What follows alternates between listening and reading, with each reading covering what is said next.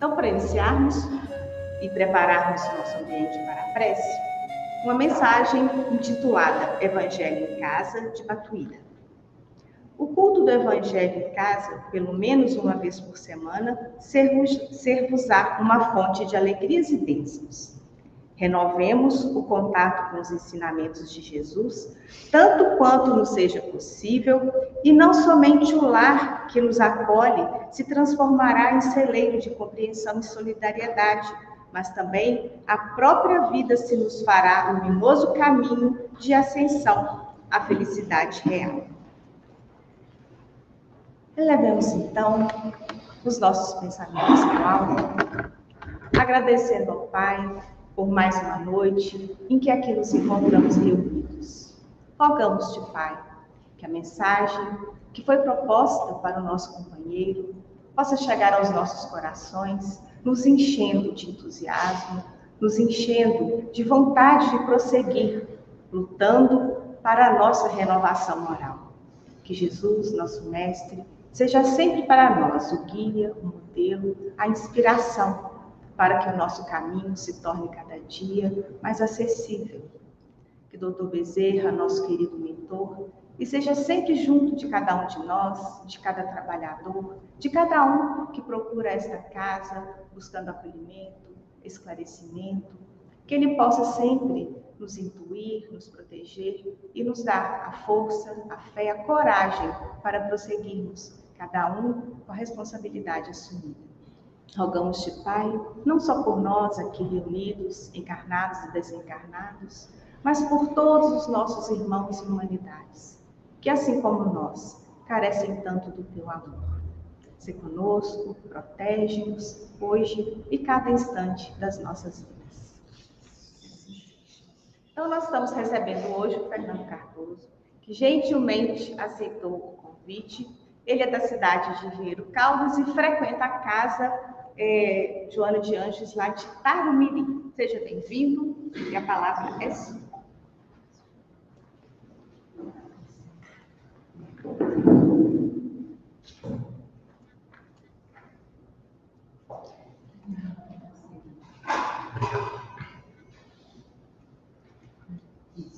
Alô, alô, alô.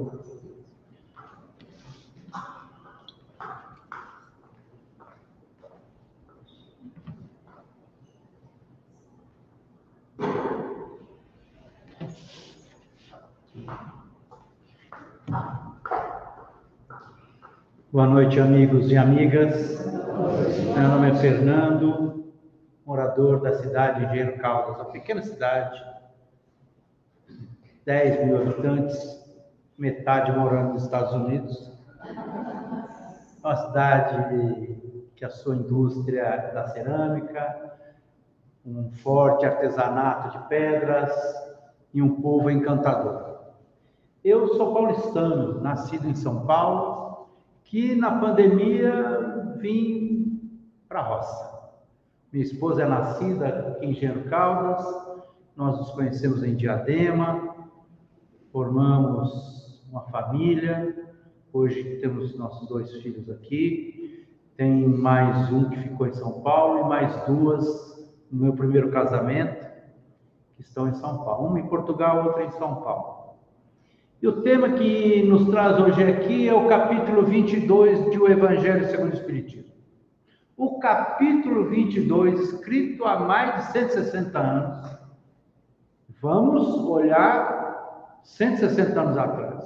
O Espiritismo vem falar que pode divorciar. Pode.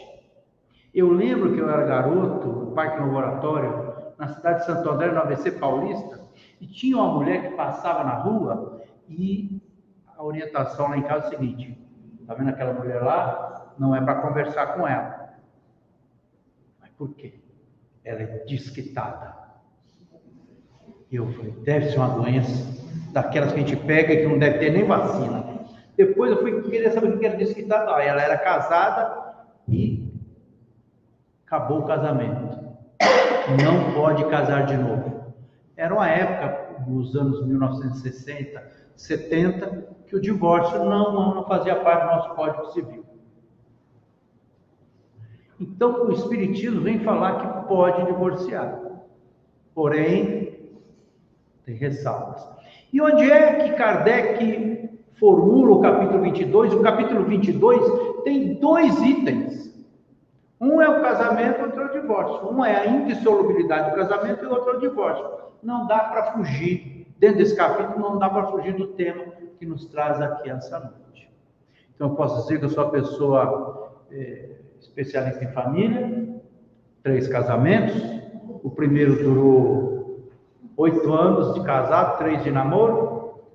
Não deu certo. Deu certo hoje.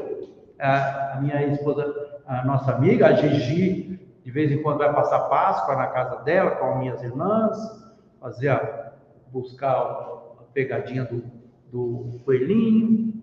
E o segundo casamento demorou uns 24 anos, nós nos separamos, ficamos 8 meses longe e depois resolvemos voltar. Por isso que eu conto mais um, que é casamento, 3. E hoje nós vamos falar um pouco de Jesus, que tratou desse assunto há 2000 anos atrás. Os fariseus fizeram a seguinte pergunta para Jesus. Está lá no livro de Mateus 19, 3 a 9. Vou ler aqui o texto, me perdoe. Também os fariseus vieram ter com ele para o tentarem e lhe disseram: será permitido a um homem despedir sua esposa, sua mulher, por qualquer motivo? Jesus respondeu: não leste que aquele que criou o homem desde o princípio os criou macho e fêmea e disse: por essa razão o homem deixará seu pai e sua mãe e se ligará à sua mulher e não farão os dois senão uma só carne? Assim já não serão 2, mas uma só carne. Não separe, pois, o homem o que Deus juntou. E mais. Por que então retrucaram os fariseus? Ordenava Moisés que o marido desse à sua mulher um escrito de separação e a despedisse? Jesus respondeu: foi por causa da dureza do vosso coração que Moisés permitiu despedisseis vossas mulheres. Mas no começo não foi assim. Por isso eu vos declaro que aquele que despede sua mulher, a não ser em caso de adultério, e desposa outra, comete adultério. E aquele que desposa a mulher que o outro despediu também comete adultério. Por que eles fizeram essa pergunta? Tinha 2 escolas filosóficas ao tempo do Cristo, que uma era de Hilel, a escola de Hilel. Hilel era um pensador, um teólogo fariseu, e Shammai. O Shammai era outro teólogo. E as 2 escolas se contradiziam. O Shammai era a linha dura, quase que ortodoxa, que ia pela rigidez da Torá, e o Hilel já era mais maleável, mais liberal. A ponto de,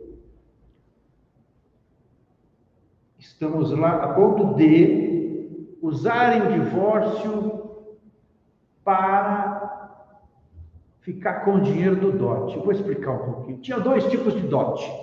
Tinha o dote que o noivo pagava quando ele pedia a moça em casamento, que é chamado preço da noiva, o mohar.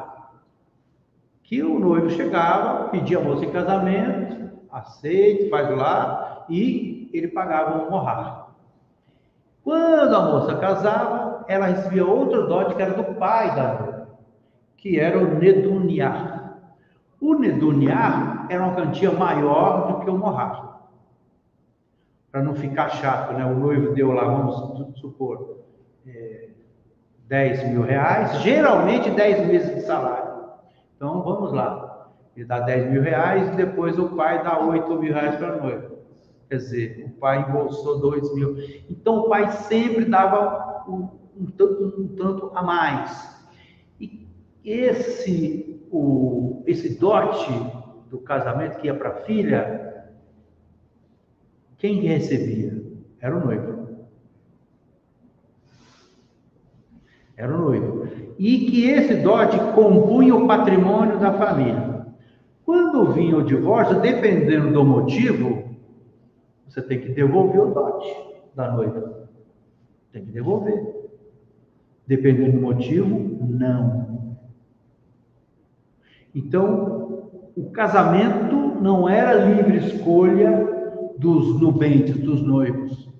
Era um arranjo entre as famílias para preservação da propriedade privada, para preservação do patrimônio, para alianças políticas, como há bem pouco tempo atrás era tão comum na nossa sociedade, principalmente nas instâncias rurais desse Brasil continental.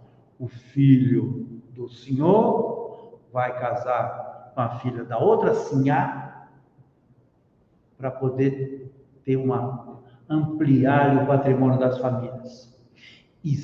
E não tem cabimento, não cabia na nossa cultura brasileira o pobre casar com a moça rica.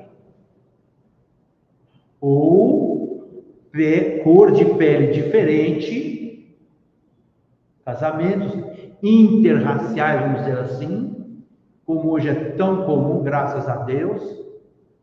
Então, motivo de preconceito social, preconceito racial, preconceito religioso. Não vai casar com protestante. A colonização nos Estados Unidos foram muita conta por conta da perseguição que os protestantes sofreram na Europa. Vinham para formar residência nos Estados Unidos. O Brasil também teve perseguição. Principalmente os povos originários, que eram catequizados, é outra palestra. Vamos nos ater à questão do casamento. Então, o homem que havia casado, ele ia formular alguma desculpa para despedir a sua esposa e casar com outro. Ele ia ficar com parte do dinheiro que não era dele e ia fazer uma outra aliança. E tenho aqui, vou ler aqui para vocês um artigo de um estudioso, um pastor, sobre o divórcio, para vocês terem, para a gente voltar naquele tempo e saber por que Jesus estava fazendo isso. Jesus, ele foi pela linha mais rígida, porque eles, dependendo, se a mulher não cozinhasse ao gosto do marido, se a mulher o envergonhasse, já era motivo para ele poder requerer a carta de divórcio. Vou pegar aqui.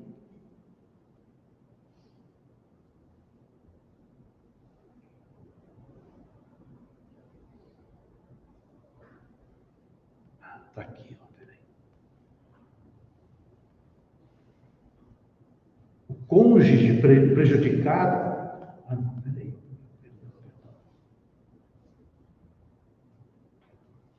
Olha só o que diz os 10 mandamentos, para a gente ter uma ideia de como era o papel da mulher lá, na cultura hebraica. Está em Êxodo 20:17. Não cobiçarás a casa do teu próximo, não cobiçarás a mulher do teu próximo, nem o seu servo, nem a tua serva, nem o seu boi, nem o seu jumento, nem coisa alguma do teu próximo. A mulher tratava o marido como quem trata o patrão, como quem trata o seu dono. Está lá em Gênesis 18. Ou seja, ela lhe dava os títulos que o escravo dava a seu amo, súdito do seu rei. Em Juízes 19:26, que é o Velho Testamento, que é a Torá, que era a lei mosaica, e ao romper, está escrito lá em Juízes 19:26, e ao romper da manhã veio a mulher e caiu à porta da casa daquele homem, onde estava seu senhor, e ficou ali até que se fez o dia claro. Nos 10 mandamentos, a mulher é colocada no rol da propriedade do homem. Então, as mulheres, e tinha uma linha dos fariseus que discutia se a mulher tinha alma. Então, a mulher é um mecanismo de preservar a propriedade privada. Então, a mulher tem que dar um varão, tem que dar um descendente masculino, para que esse descendente venha dar continuidade no nome da família. Esse descendente, esse filho, o homem, vai herdar a herança do seu pai. E a mulher não recebia herança. Quem recebia herança? O filho homem. Não tem filho homem? A filha. Não tem filho homem, não tem filha? o irmão do falecido, que inclusive herda a esposa do falecido, se ele quiser. Se ele não quiser, a viúva ia para a mendicância ou prostituição, que não tinha direito nenhum. Então, se meu irmão morre, ele não tem descendência, e tem a viúva, eu posso abrigá-la como minha esposa e ter relações com ela para que ela tenha filhos, e nascido filho vai ficar com o sobrenome do meu irmão, como se fosse filho do meu irmão, para dar continuidade à linhagem. Porque o povo hebreu é um povo muito orgulhoso das suas tradições, precisava ter a linhagem. Eu gostei de uma música que tem aqui, que é Senhor, eu sei que tu me sondas. Porque esses são versos do Davi, rei. E veja só, tem uma parte do Evangelho que fala da linhagem de Jesus. Que Jesus é descendente de Davi pela sua mãe Maria, que é da descendência de Davi. Então ele tinha muita importância as descendências, tinha muita importância o sobrenome. Então a mulher sequer tinha direitos. Hoje em dia, graças a Deus, no Código Civil brasileiro, a mulher é cabeça de casal. Até metade do século passado, programas habitacionais, quando tinha lá os Inocopes, os programas habitacionais, o apartamento, a chave era dada a escritura no nome do homem, que geralmente acontecia, em muitos casos, no divórcio, no desquite, a casa estava no nome do homem, e a mulher, com os filhos, ia embora. Então, passou-se ultimamente, algumas décadas, os apartamentos populares saem no nome da mulher, porque, via de regra, invariavelmente, é a mulher que fica com a guarda das crianças, é a mulher o elo mais fraco da relação no casamento. Isso na realidade brasileira. Se formos olhar o Irã, que em 1976 você via as mulheres de vestido, de mini saia, estudantes da faculdade, aí você tem lá uma revolução dos fundamentalistas, e hoje em dia as mulheres, em maior número, que estão nas universidades, mas não trabalham, porque na visão dos fundamentalistas a mulher não pode trabalhar, quem tem que trabalhar é o homem. Na visão dos fundamentalistas islâmicos, mas se você olhar a visão dos fundamentalistas cristãos, é a mesma coisa, porque eles se orientam pela Torá, pelo Velho Testamento, por esses versículos que eu estou lendo. A mulher tem que ser submissa ao homem. Está lá, Paulo de Tarso falou. Só que ninguém lê o restante da frase que Paulo de Tarso falou, que a mulher precisa ser submissa ao homem e o homem amar a mulher como Jesus amou a própria igreja.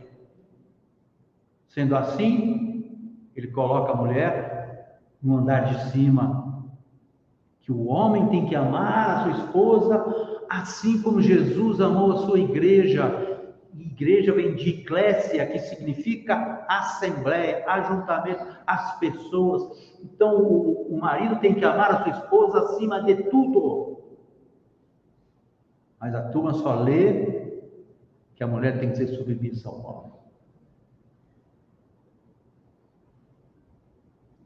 Então, Jesus, quando fala que é pela dureza dos nossos corações, é porque os adeptos dessa escola, que lhe dava muita liberdade para a interpretação da lei, eles, por qualquer motivo, emitiam a carta de divórcio e iam atrás de outras mulheres mais jovens, mulheres pagãs, que se transformava numa segunda esposa. Pegava o exemplo de Abraão, que tinha a sua esposa e a sua serva. A sua esposa não conseguia engravidar, então ele engravida a serva, que nasce Ismael, que depois dá a sequência genealógica dos povos árabes, dos povos dos povos muçulmanos.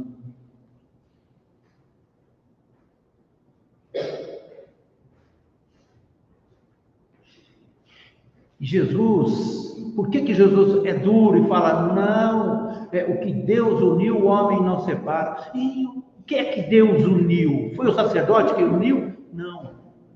Olha só o que está no livro Nosso Lar. Acho que é no capítulo 8. André Luiz pergunta, como é o casamento aqui? E aí, a resposta é pela combinação vibratória, esclareceu Tobias. Ou então, para ser mais explícito, pela afinidade máxima ou completa. Tobias, quando estava encarnado, enviuvou. Casou novamente. Aí ele desencarna, a esposa desencarna, e aí como é que fica? O até a morte separe. E se encontram os três, o Tobias e as suas duas ex-esposas, né? E moram juntos, porque tem plena afinidade. E a segunda, ela era muito mais uma filha, uma irmã menor, que morava ali por ampla afinidade. O que Deus uniu pelos laços da afinidade, o homem não separe. Então Jesus, ele defende a mulher sempre.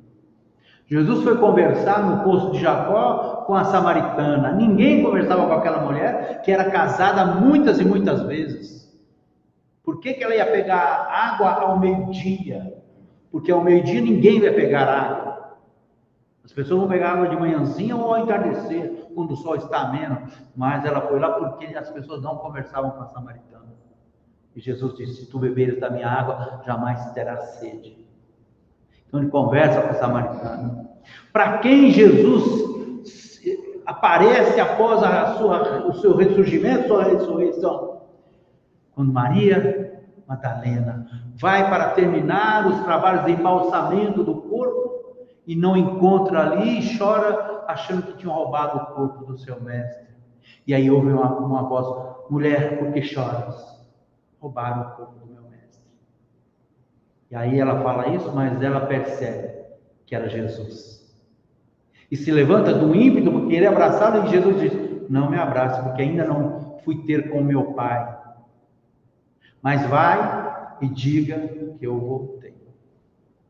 Podia ser para Pedro, podia ser para Tiago, sei lá, podia ser para qualquer um dos apóstolos. Ele escolheu Maria de Madalena. Leiam Humberto de Campos. Vão perceber lá como é que Maria de Madalena era tratada pelos próprios apóstolos. Torciam o nariz, porque era uma mulher que tinha má fama. Por que ela tinha má fama? Porque ela era uma prostituta? Não, não era uma prostituta. Porque era uma mulher independente economicamente, que escolhia os seus relacionamentos afetivos e que destoava, portanto, da cultura machista, preconceituosa, da velha Jerusalém e seus clérigos. Quem condenou Jesus não foi o povo, quem condenou Jesus foram os sacerdotes. Nem Pôncio Pilatos queria. Nem Pôncio Pilatos queria, é só ler há 2000 anos. Mas por convenção. E tem uma parte do diálogo com Pilatos que eu acho fantástico. Porque num dos momentos, Pilatos fala, qual é a verdade então para Jesus? Só que Pilatos não parou para ouvir a resposta. Se ele tivesse parado 20 segundos, 10 segundos, Jesus ia dar a resposta. Ele se vira e dá sequência à condenação de Jesus. Voltando para a questão da indissolubilidade do casamento. Então, naquele tempo, se a mulher tivesse mau cheiro, já era um motivo para poder transformar o casamento num divórcio.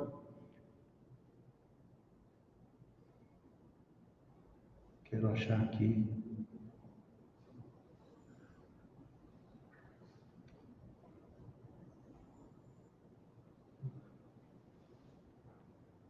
Bom,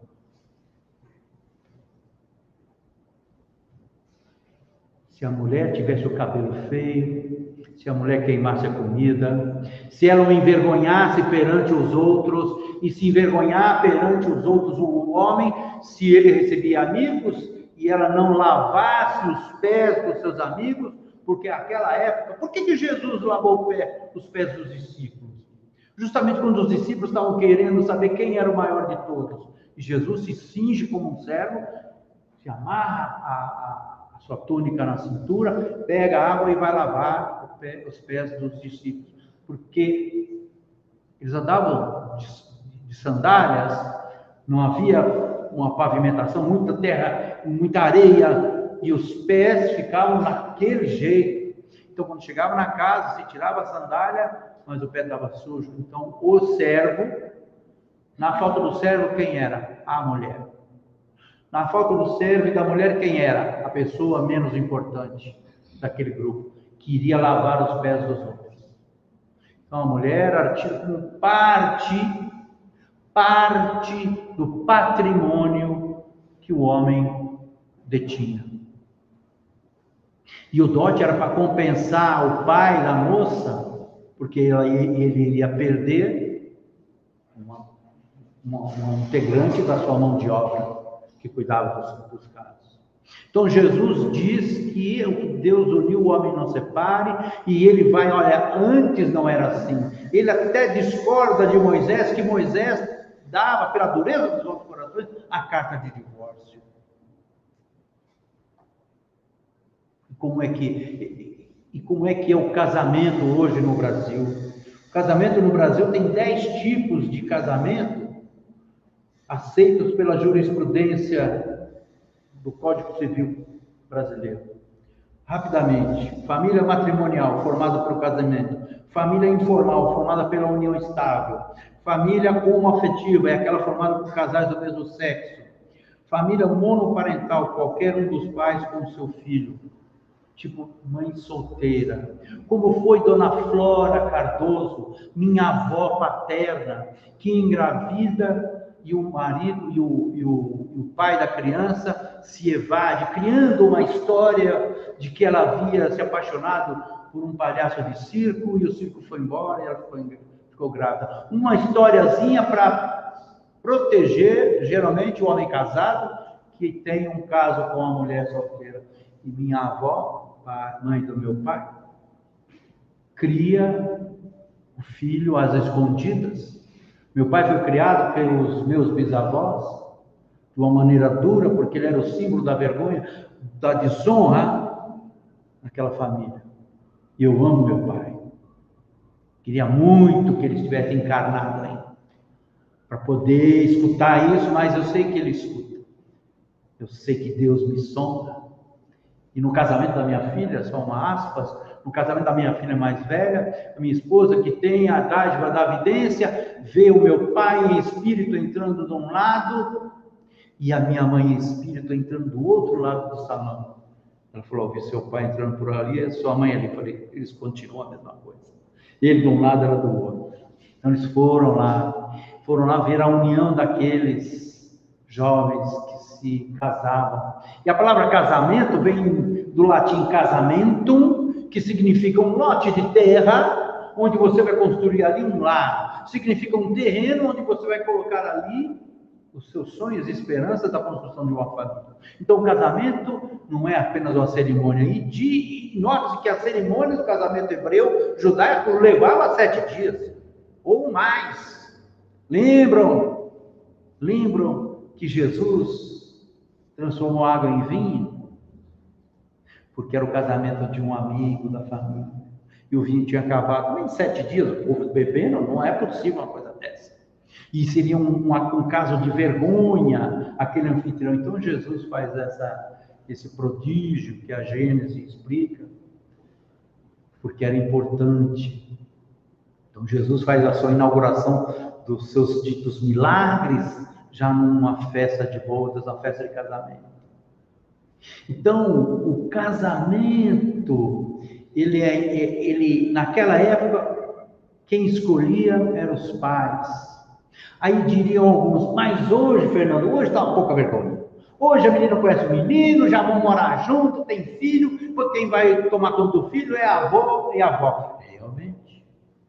Porque nós vivemos muitos e muitos anos numa ditadura sobre a opressão de um gênero sobre outro, onde os homens se casavam e a mulher não tinha direito a questionar.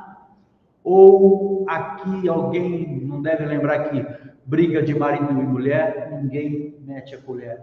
Era aquilo que a gente escutava. A mulher sendo agredida, espancada dentro de casa, e o que se falava? Em briga de marido e mulher, ninguém mete a colher. Depois eles fazem as pazes. Hoje a gente chama a polícia.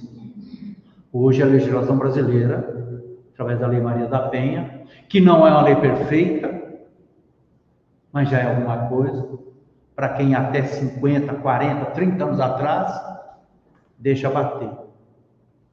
Deixa bater. Eu fui por um tempo membro do júri lá em Diadema, e um dos casos mais tristes foi ver um jovem acusado de homicídio, porque o marido da vizinha estava espancando a vizinha, grávida. Ele foi lá e o espancador, ele aumentava o volume do som para ninguém ouvir os gritos da mulher.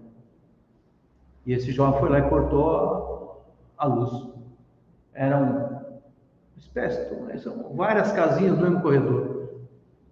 Aí esse fica enfurecido, arromba a porta da casa desse jovem com uma faca, eles se atracam e o agressor veio a falecer desencarnado. No julgamento, a viúva foi testemunha do rapaz e ele foi inocentado por legítima defesa de terceiros. Mas ele chegou a ser preso, respondeu o processo e o próprio promotor pediu absolvição. Mas olha a tragédia. Olha a tragédia. Então, até bem pouco tempo atrás, a mulher sequer tinha direito a votar. A mulher não tinha direitos plenos. Hoje ela pode ser cabeça de casal, o apartamento sai no nome dela. Se o marido for embora, vai embora, que o apartamento está no nome da mãe. Então, hoje, a nossa legislação mudou bastante. Graças a Deus, nós não apedrejamos mais as mulheres acusadas de adultério. Lembram da mulher arrastada pelos fariseus, levada em praça pública, e um fariseu chega para Jesus, que estava lá agachado no chão, rabiscando com o dedo na areia, e fala: mestre, essa mulher foi pega em flagrante adultério. Moisés nos diz que a apedrejemos. E tu, o que dizes? E Jesus continuou agachado, rabiscando o dedo no chão. Talvez escrevendo o nome das pessoas que estavam ali. Como há uma profecia no Velho Testamento de que ele escreveria no chão de areia o nome daqueles que o perseguiam.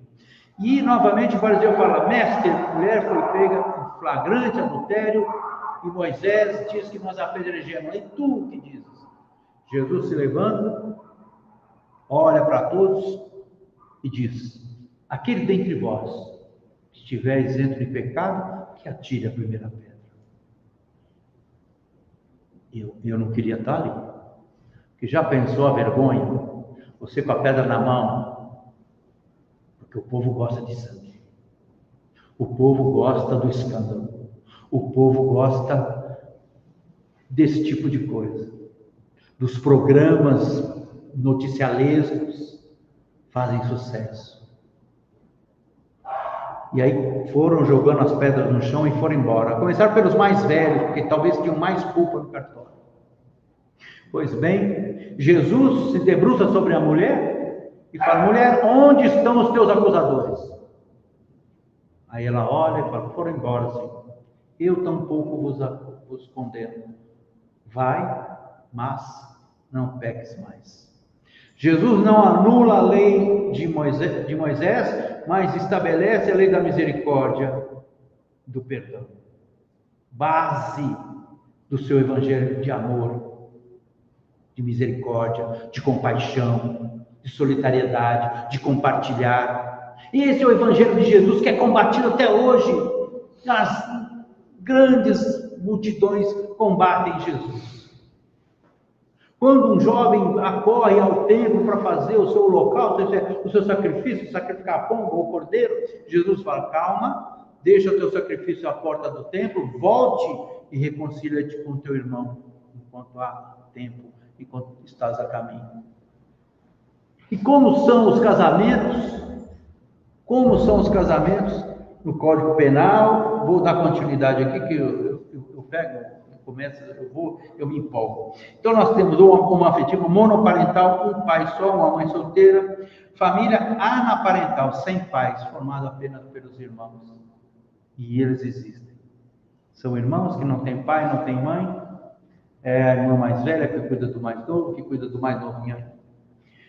Tem a família mosaico, ou reconstituída, pais separados com filhos que começam a viver com o outro também com filhos, como foi minha sogra e meu sogro, 2 viúvos, cada um com uma penca de filhos, se casaram, tiveram mais 2, e eu tenho 16 cunhados, né? Já estou casado há uns 30 anos, já deu para decorar o nome de todos eles, né?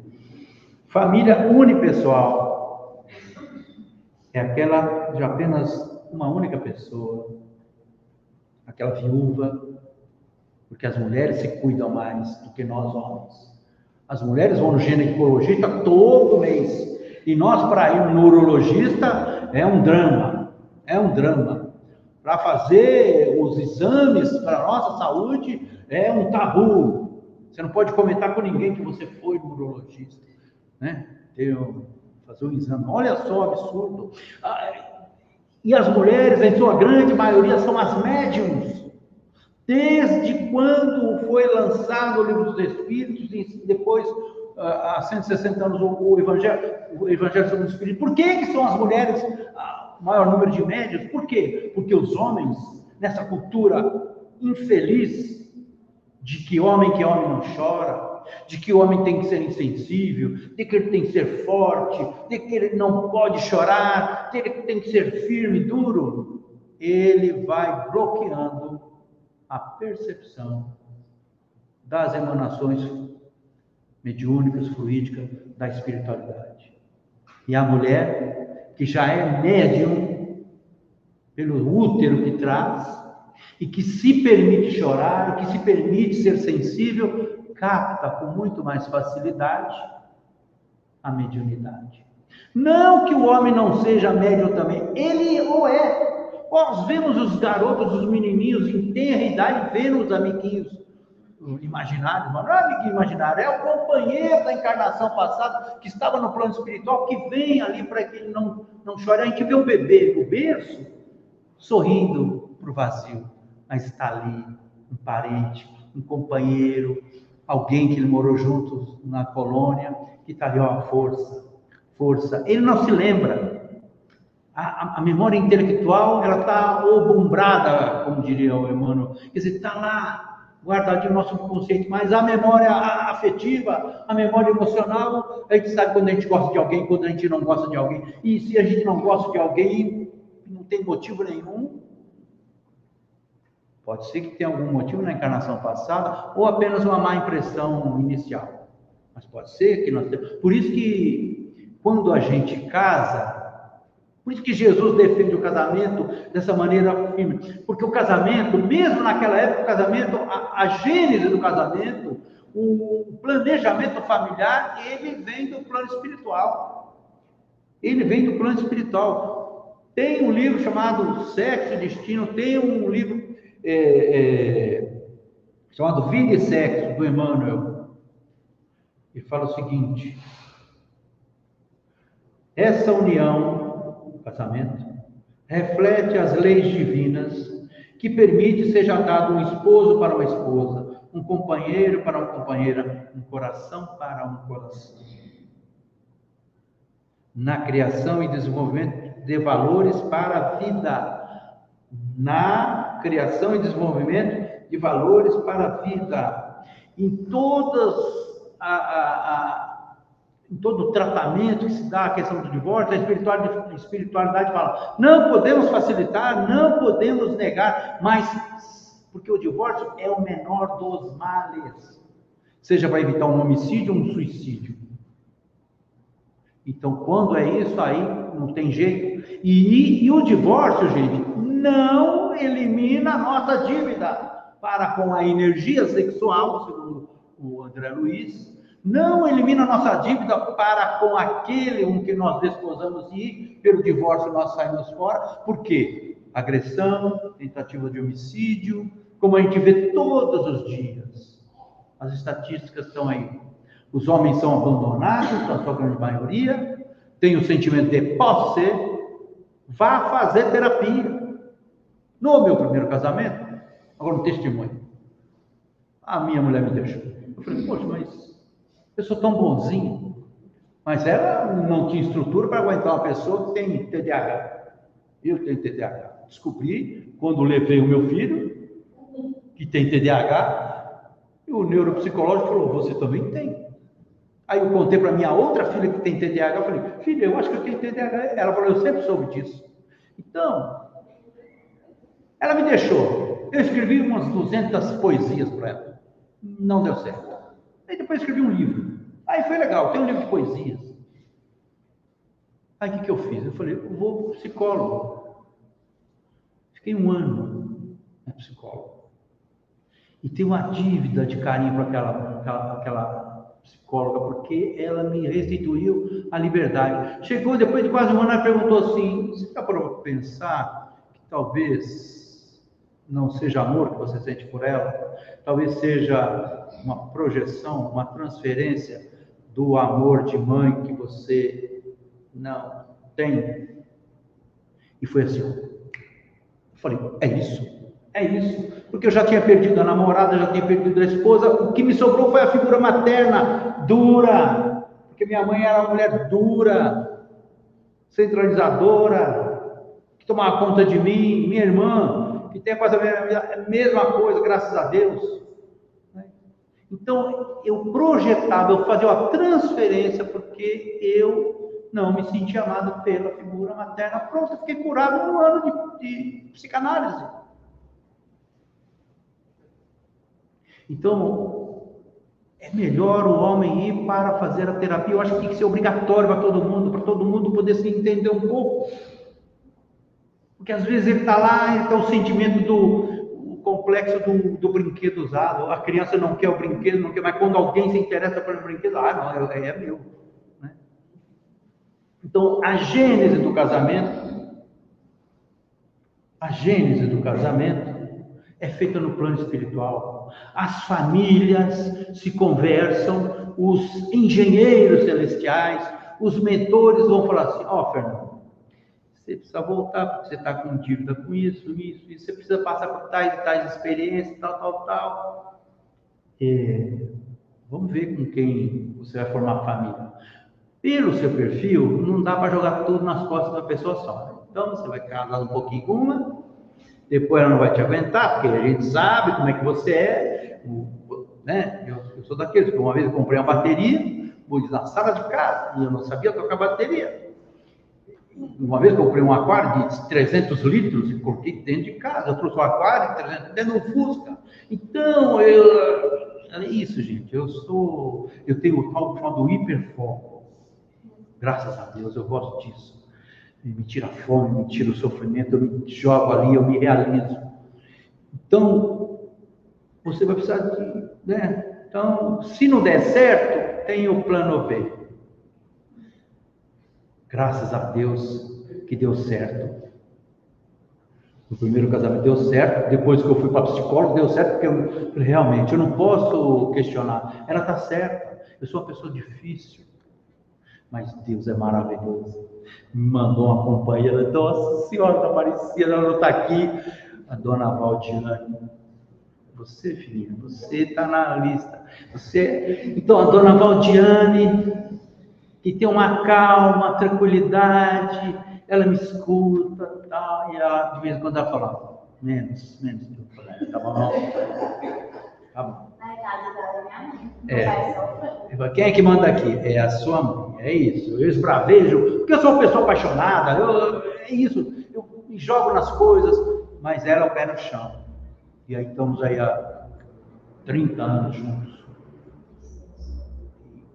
Estou agradecendo. E eu falo, pelo amor de Deus, não larguem eu não. Porque, não é? Não vou embora, vou ficar aqui. Então, o casamento é feito, a arquitetura dele no plano espiritual, para que os espíritos reencarnem e, esquecendo o passado, possam conviver para alimentar, desenvolver valores. Não é para ganhar dinheiro. O dinheiro ajuda, às vezes atrapalha. Então, a gente vai casar com a pessoa, e aí para casar com pessoa que nós detestamos. Como é que funciona o casamento? Assim, eu detesto a pessoa, nós somos inimigos mortais.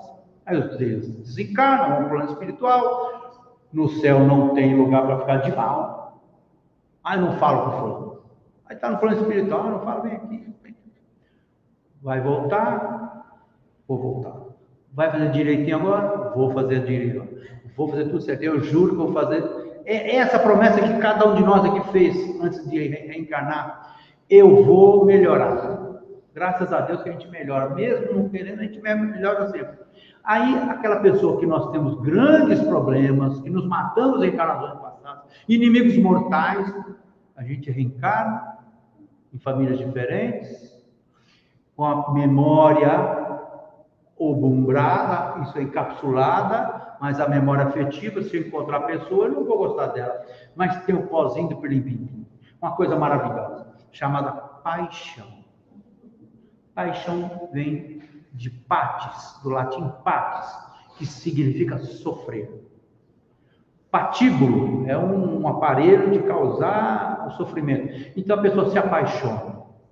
E aí tudo que ela vê na outra é tudo maravilhoso, o cabelo é maravilhoso, a roupa é maravilhosa, manda recadinho no WhatsApp, chega os dois risquinhos, a pessoa visualizou e não respondeu, estou sofrendo, e fica, e fala nas ligações, desliga você, não, desliga você, e fica aquela coisa maravilhosa, né? No meu tempo de namoro, gente, nossa senhora, tinha que andar, pegar ônibus na casa da pessoa, geralmente no domingo, né, uma almoça, Silvio Santos e macarrão com frango. Hoje é com WhatsApp, hoje é tudo mais fácil. Então o que acontece? A paixão vem e me enceguece. A paixão é um estado alterado da consciência. Quem diz o espiritismo? Não, é os psicanalistas. Então a paixão está tudo lindo, mas a paixão, graças a Deus, ela tem tempo, de 6 meses a 2 anos. Por isso a importância de namorar. Mas os jovens de hoje, eles vão ficando, aí tem um ficante, depois tem um namorado, depois tem...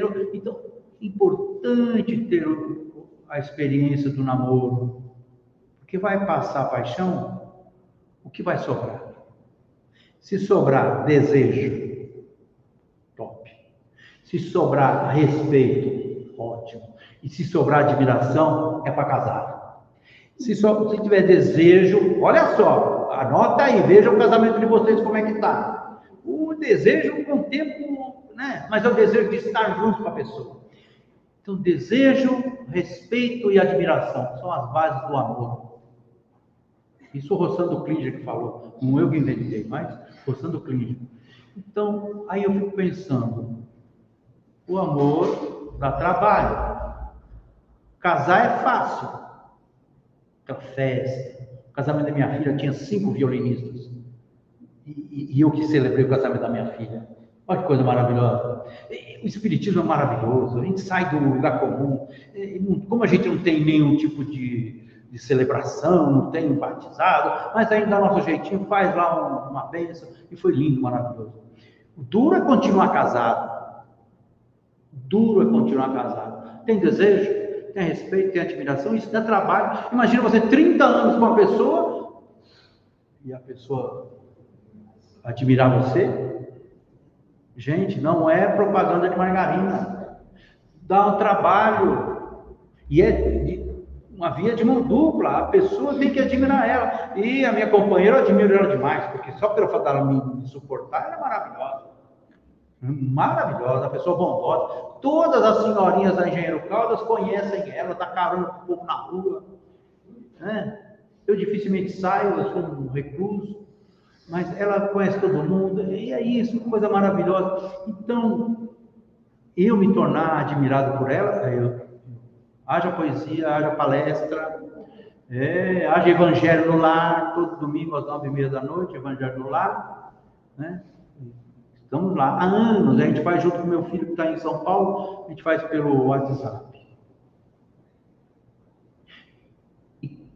E os casamentos, visto do plano espiritual, você tem o casamento de provas e expiações, o casamento feliz, o casamento por amor.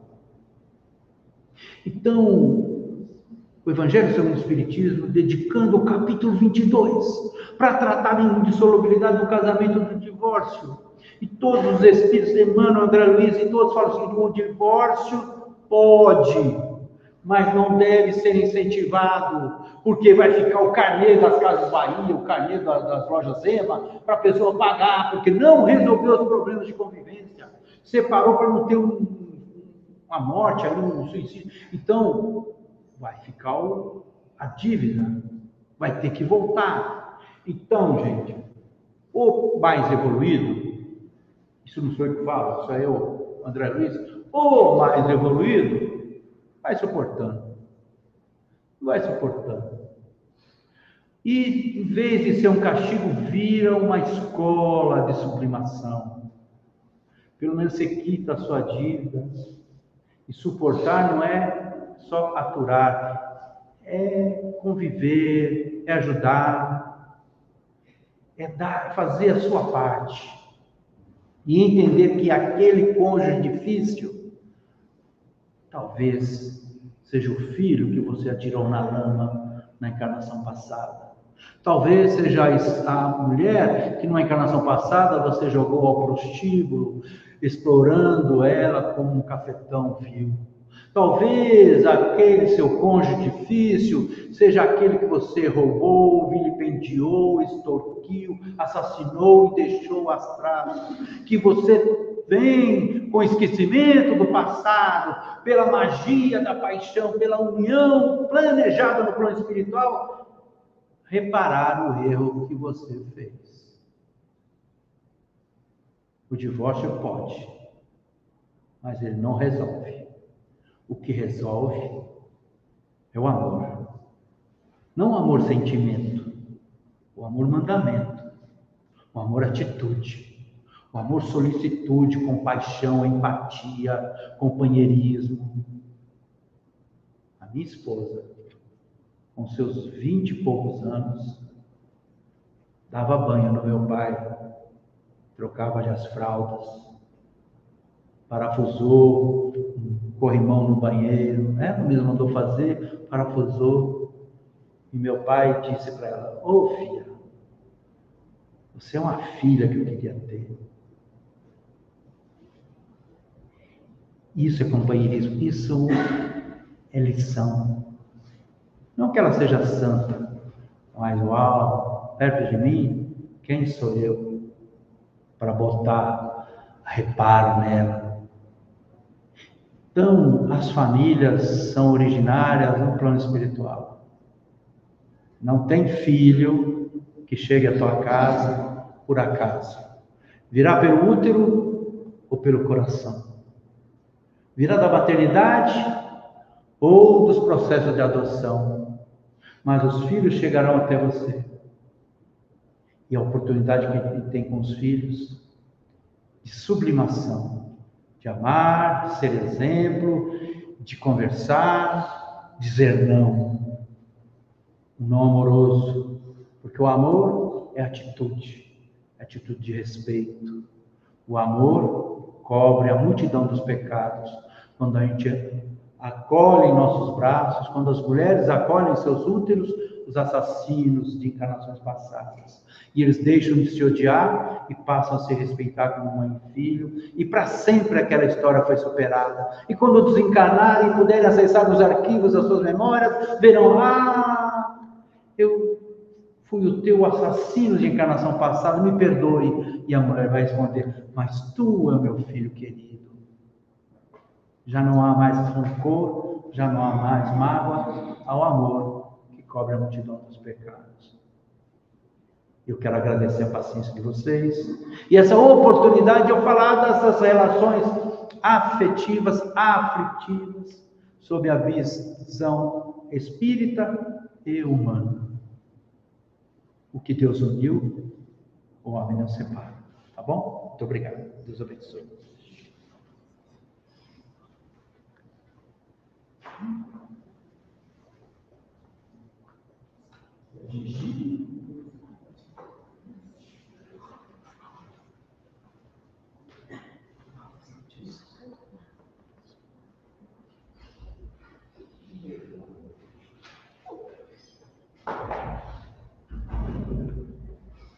Começamos o mês de maio, que é o nosso mês da família, com essa bela reflexão. Muito obrigada, Fernanda.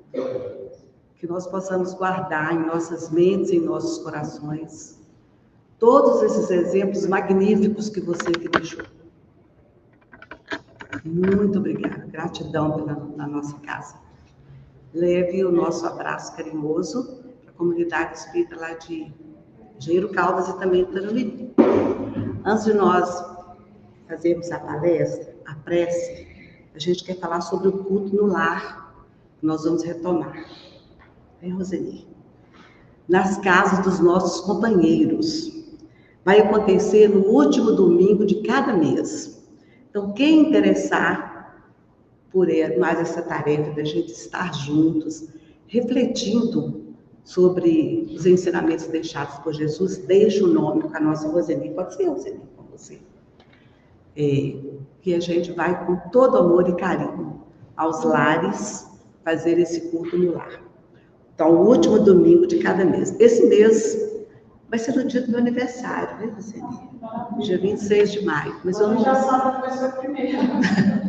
Eu não ia pedir para ser o primeiro, mas se puder ser, estamos aí juntas. E lembrando mais uma vez que amanhã é nossa tarde de tortas, por favor, estejam presentes no América, de 17 às 19 horas, mas os trabalhadores deverão chegar mais cedo, né? E juntos vamos, então, concluir a nossa tarefa da noite, proferida a nossa prece. Vamos orar, meus irmãos, pedir a Jesus a misericórdia para todos nós aqui presentes, encarnados e desencarnados. Misericórdia, Senhor, para os nossos irmãos que estão sofrendo no Rio Grande do Sul. Cuida, Senhor, de cada família que perdeu seus entes queridos, que estão desalojados. Misericórdia, Senhor, para os casais que estão em conflitos nos seus lares. Misericórdia, Senhor, para os jovens que estão ainda sem rumo, sem prumo, mas que Tu podes, Senhor, tocar nesses corações, porque Tu és o irmão, o Pai amoroso e bom. Por isso nós pedimos a Tua misericórdia, hoje, agora e sempre. Que nós possamos, Senhor, levar até os nossos lares essas palavras magníficas do nosso companheiro. Que nós possamos, Senhor, sempre ser ponte e nunca muralha. Que nós possamos, Senhor, como diz Francisco de Assis, é preciso viver o Evangelho, se necessário, usar palavras. Que a nossa conduta, então, Senhor, seja de paz, de amor, de amizade, de solidariedade. Sendo assim, Senhor, muito obrigado por mais esses ensinamentos dessa noite. Doce Rabi da Galileia, continua cuidando de cada um de nós. Que assim seja, graças a Deus e Jesus.